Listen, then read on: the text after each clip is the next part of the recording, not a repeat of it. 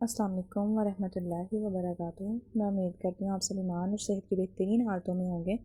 آج ہمارے کورس کی حدیث نمبر 20 ہے اور ہمارے حدیث کا سیکنڈ پارٹ بھی الحمدللہ کمپلیٹ ہو رہا ہے۔ قال رسول اللہ صلی اللہ علیہ وآلہ وسلم لا تحاسدوا، ترجمہ ایک دوسرے سے حسد نہ کرو۔ لفظی ترجمہ لا نہ، تحاسدوا حسد نہ کرو، یعنی اس حدیث کے اندر مینلی بتایا جا رہا ہے ایک دوسرے سے جو حسد کیا جاتا ہے اس کی مذمت کرائی جا رہی ہے اور کہا جا رہا ہے ایک دوسرے سے حسد نہ کرو۔ بیسیکلی حسد کیا ہے؟ ایسی چیز جو آپ کے پاس موجود نہیں ہے، کسی دوسرے شخص کے پاس موجود ہے، آپ اس کو چاہتے ہیں کہ یہ چیز مجھے مل جائے لیکن اس سے بھی چھین لی جائے۔ فار ایگزامپل کسی کے پاس ایک گاڑی ہے، آپ کے پاس گاڑی نہیں ہے، آپ چاہتے ہیں جی آپ کے پاس بھی گاڑی ہے لیکن اس سے چھین جائے، میرے پاس آ جائے۔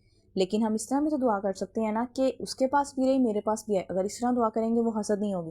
اگر کسی سے جیلس ہو کے کہیں گے کہ اس کے پاس چیز ہے اس کے پاس نہ رہے میرے پاس آ جائے، تو یہ حسد ہوگا۔ رسول پاک صلی اللہ علیہ وآلہ وسلم کا فرمان ہے کہ جو حسد ہے نیکیوں کو ایسے کھا جاتا ہے جیسے دیمک لکڑی کو۔ دیمک ایک چھوٹے چھوٹے کیڑے ہوتے ہیں، جب بارش برسات کا موسم آتا ہے تب وہ کیا کہتے ہیں آتے ہیں اور وہ لکڑی کو کھانا شروع کر دیتی ہیں اور بہت جلدی لکڑی تباہ ہو جاتی ہے۔ نیکیوں کو آپ کی حسد اسی طرح ضائع کر دیتا ہے جس طرح لکڑی کچھ چند دنوں کے اندر آپ کی لکڑی بالکل خراب ہو جاتی ہے دیمک کے کھانے کی وجہ سے۔ تو جو ہے حسد کرنے سے جو انسان ہے جس سے آپ حسد کر رہے ہیں اس کا نقصان ہوگا اس ٹائم پہ، کیونکہ ہم نے پچھلی حدیث میں پڑھا ہے العین حق، نظر لگنا حق ہے۔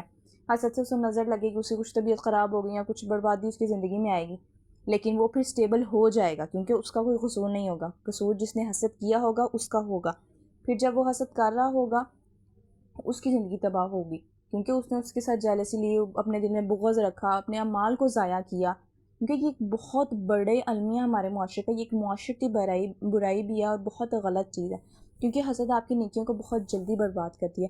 آپ کسی سے ایسے جیلس ہوں گے اس کا تو کچھ نہیں جائے گا، اور اس کی کچھ آپ کا فائدہ ہوگا، آپ کا زیادہ جاتا رہے گا، آپ خود کو سڑائیں گے، خود کے لیے بربادی رکھیں گے، کیونکہ آپ اگر کسی کا برا چاہیں گے تو اللہ تعالیٰ آپ کا تب تک اچھا نہیں چاہ سکتا۔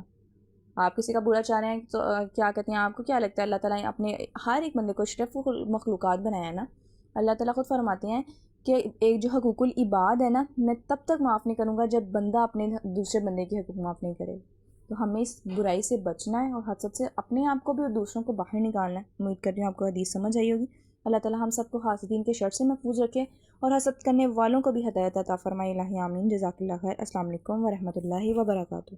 Do like, comment, share and subscribe this channel.